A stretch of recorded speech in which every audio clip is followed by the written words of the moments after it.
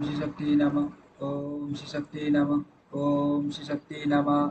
10वां अध्याय शुंभ गढ़। ध्यान।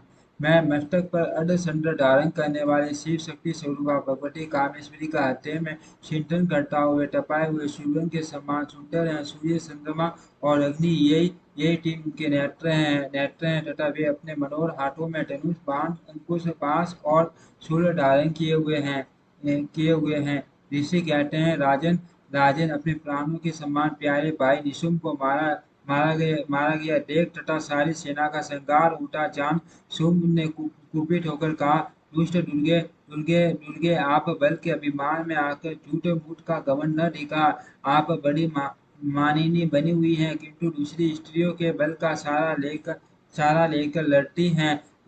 देवी बोली, ओ दुष्ट, मैं अकेली ही हूँ इस संसार में, मेरे सिवा दूसरा कौन है। देख देख, ये मेरी विभूतियां हैं, अर्थ मुझ में ही प्रवेश कर रही है। तदंतर ब्राह्मणी आदि समस्त देवियां अंबिका देवी के शरीर में लीन हो गई। उस समय केवल अंबिका देवी देवी ही रह गई। देवी बोली, मैं अपनी ऐश्वर्य शक्ति से अनेक रूपों में यहाँ उपस्थित हुई थी। उन सब रूपों में मैंने समेट लिया। अब अकेली ही युद्ध में खड़े हो। आप भी स्थिर हो जाओ। हो जाओ। ऋषि कहते हैं, तदंतर देवी और शुंभ दोनों सब देवताओं तथा दानवों के देखते देखते भयंकर युद्ध छिड़ गया। बाणों की वर्षा तथा तीखे शस्त्रों एवं दारुण अस्त्रों के प्रहार के कारण उन दोनों का युद्ध सब लोगों के लिए बड़ा भयानक प्रतीत हुआ। उस समय अंबिका देवी ने जो सैकड़ों देवी अस्त्र छोड़े, उन्हें दैत्यराज शुंभ ने उनके निवारक अस्त्रों द्वारा काट डाला। इसी प्रकार शुंभ ने भी जो दिव्य अस्त्र चलाए, उन्हें परमेश्वरी भयंकर भयंकर भयंकर भयंकर हुंकार शब्द के उच्चारण आदि द्वारा खिलवाड़ में ही नष्ट कर डाला। तब उस असुर ने सैकड़ों बाणों से देवी को आच्छादित कर दिया। यह देख क्रोध में भरी हुई उन देवी ने भी बाण मारकर उसका धनुष काट डाला। धनुष कट जाने पर फिर दैत्यराज ने शक्ति हाथ में ली, किंतु देवी ने शक्ति से उसके हाथ की शक्ति को भी काट गिराया। तत्पश्चात दैत्यों के स्वामी शुंभ ने 100 चांद वाली चमकती हुई ढाल और तलवार हाथ में ले उस समय देवी पर धावा किया।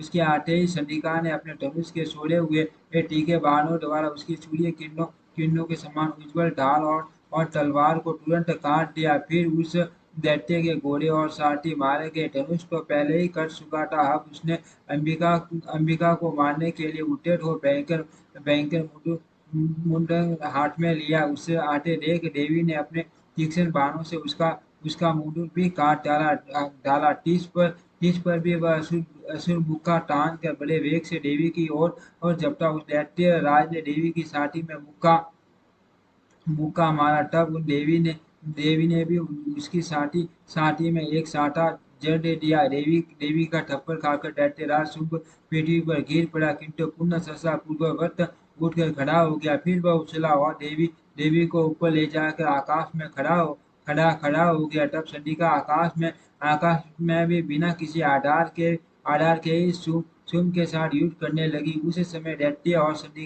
चंडिका आकाश में एक दूसरे से लड़ने लगे। उनका वह युद्ध पहले सिद्ध और मुनियों को विस्मय डालने वाला हुआ। फिर अंबिका ने शुंभ के साथ बहुत देर तक युद्ध करने के पश्चात उसे उठाकर घुमाया और पृथ्वी पर पटक दिया। पटके जाने पर पृथ्वी पर आने के बाद वह दुष्टात्मा दैत्य पुनः चंडिका का वध करने के लिए उनकी ओर बड़े वेग से दौड़ा। तब समस्त दैत्यों के राजा शुंभ को अपनी ओर आते देख देवी ने त्रिशूल से 10 की छाती छेद कर उसे पृथ्वी पर गिरा दिया। देवी के शूल की धार से घायल होने पर उसके प्राण पखेरु उड़ गए और वह समुद्रों से द्वीपों तथा पर्वतों से समूची पृथ्वी को कपाता हुआ भूमि पर गिर पड़ा। तदंतर उस दुरात्मा के मारे जाने पर संपूर्ण जगत प्रसन्न एवं पुनः स्वस्थ हो गया। आकाश स्वस्थ दिखाई देने लगा। पहले जो ऊंट पाट सूचक मेघ और और उलक पाट उठे थे, वे सब शांत हो गए तथा तथा उस दैत्य के मारे जाने पर नदियाँ भी ठीक मार्ग से बहने लगी। उस समय शुंभ की मृत्यु के बाद संपूर्ण देवताओं का हृदय हृदय हर्ष हर्ष से भर गया और गंधर्व गण मधुर गीत गाने लगे, दूसरे गंधर्व बाजे बजाने लगे और अप्सराएं नाचने लगी, पवित्र वायु बहने लगी, सूर्य की प्रभा उत्तम हो गई। अग्निशाला की बुझी हुई आग अपने आप प्रज्वलित हो उठी तथा संपूर्ण दिशाओं के भयंकर शब्द शांत हो गए। इति श्री मार्कंडेय पुराणे सार्वजनिक मन्वंतरे देवी महात्म्ये शुंभ वधो नाम 10वां अध्याय। इस प्रकार से मार्कंडेय पुराण में सार्वजनिक मन्वंतर की कथा के अंतर्गत देवी महात्म्य में शुंभ वध नामक 10वां अध्याय पूरा हुआ। ओम श्री शक्ति नमः। ओम श्री शक्ति नमः। ओम श्री शक्ति